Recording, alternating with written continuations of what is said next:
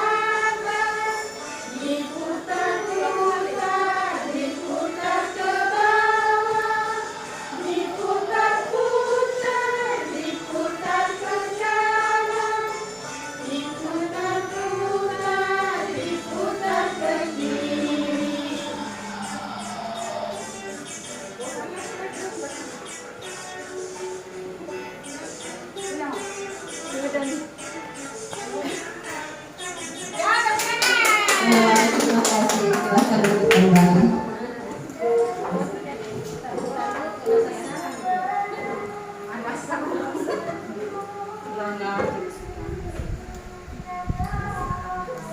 Kita lanjut masuk ke modul 5. Ini tentang perencanaan pembelajaran mendalam,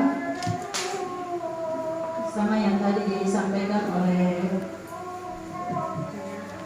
teman kita satu, mulai dari ini karakter kurikulum,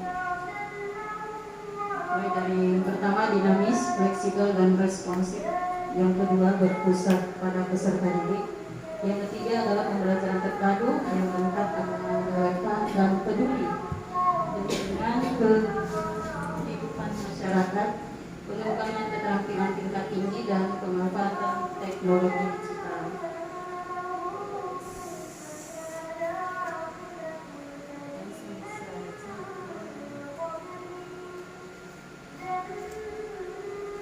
Rencana pembelajaran ini kerangkanya dimulai dari identifikasi, terus yang kedua ada desain pembelajaran, yang ketiga adalah pengalaman belajar, yang keempat adalah asesmen. Jadi sebentar ada contoh membuat perencanaan pembelajaran dalamnya. Terus kalau identifikasi dimulai dari mengidentifikasi kesiapan murid, atau langsung bisa dimasuk di contoh FPP-nya. Ini ada contoh yang diberikan pada waktu pelatihan, tapi ini tidak dijadikan sebagai patokan.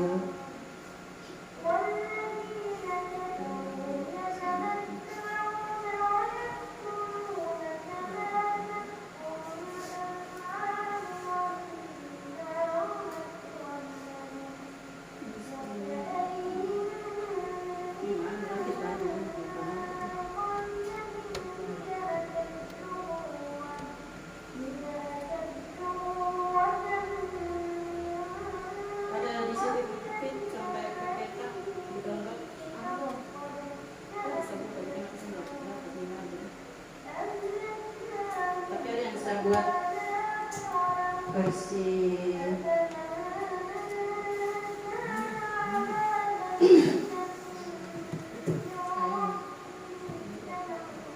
saya ketik ulang karena ada yang di situ waktu dibagikan ada beberapa yang double, jadi dia bilang ibu hasilnya di ini saja dihapus.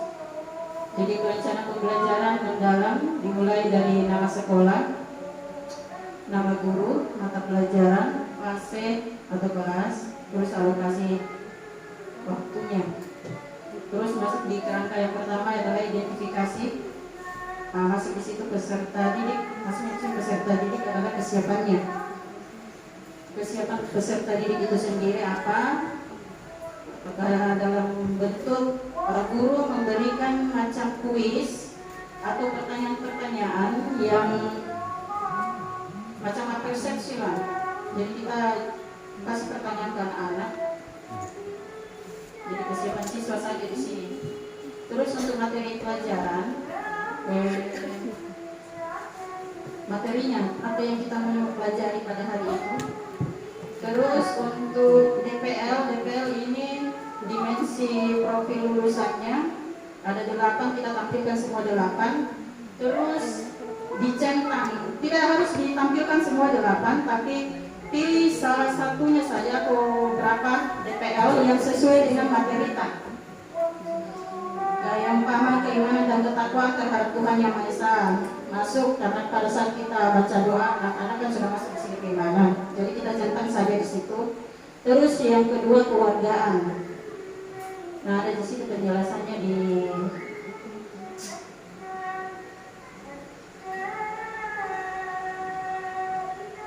terus ada CP. Ini CP bisa kita tampilkan, boleh juga tidak. Kerangka yang kedua ya desain pembelajaran. Desain pembelajaran itu masuk tujuan pembelajaran, praktik pedagogik, terus ada kemitraan pembelajaran, ada lingkungan pembelajaran dan pemanfaatan pembelajaran. Untuk tujuan pembelajarannya ya masing-masing dari tergantung dari CP-nya. Terus untuk praktek pedagogik tampilkan model pembelajaran yang kita pakai, karena di situ ada 4 ya yang kita kenal ada 4. Ada PBL, ada PJBL, ada inquiry, dan ada lagi satu tuh observasi apa? Terus yang kedua ada kemitraan pembelajaran. Kemitraan di sini bisa kepala sekolah atau rekan guru juga bisa, atau juga bisa mengundang orang tua murid yang mungkin pekerjaan atau profesinya sesuai dengan materi yang kita ajarkan. Jadi bisa diajak untuk kerjasama. Terus untuk lingkungan pembelajaran di sini bisa di ruang kelas, bisa di laboratorium atau bisa di luar kelas. Terus yang berikutnya adalah pemanfaatan pembelajaran.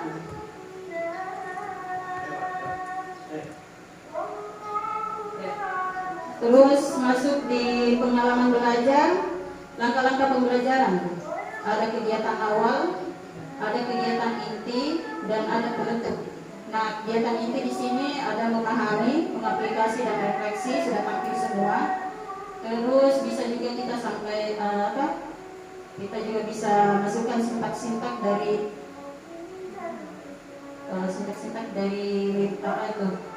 model pembelajaran.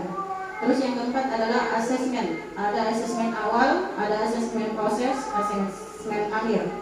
Asesmen awal ini pada saat mungkin kita tanya jawab dengan siswa. Terus untuk prosesnya pada saat dia berkegiatan di kelas. Dan untuk asesmen akhir ini diadakan setelah 1 minggu pelajaran selesai, mungkin 1 bab begitu selesai kita ulangan. Nanti di sini sumatif, ulangan sumatif, lingkup materi di sini.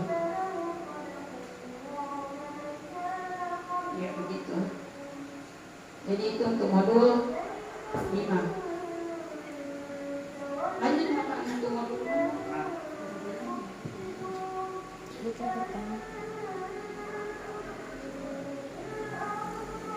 Jadi Ibu Has, pasok nih Pak.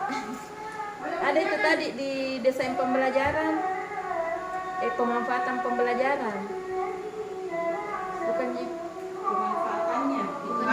bukannya pemanfaatan digital. Digital di situ. Pemanfaatan digital. Digital di situ. Iya, kalau seumpama kita pakai apa proyektor atau pakai video pembelajaran, iya, di situ. Pemanfaatan Salah pembelajaran. di situ di pemanfaatan digital. Iya, di situ Pemanfaatan terus digital. Itu lagi. CP. CP. CP bisa ditampilkan bisa Tapi itu tidak. hari Nabi tidak ada di CP. Betul tadi.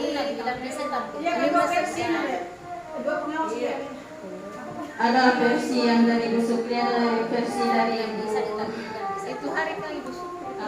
Tidak ada di CP. ini CP dari pembelajaran mendalam ya, dari berkesadaran bermakna dapat menggembirakan. Ini sudah dijelaskan tadi sama rekan kita. Terus ada pembelajaran mendalam, olah pikir, olah hati, olah rasa dan olahraga. Ya, Pak? Terus yang ketiga adalah kerangka kerja pembelajaran mendalam.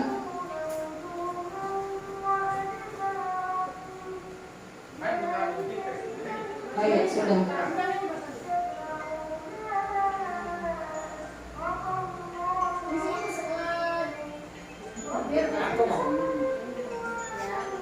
Terus kita masuk ke modul 7, modul terakhir yaitu inquiry kolaboratif.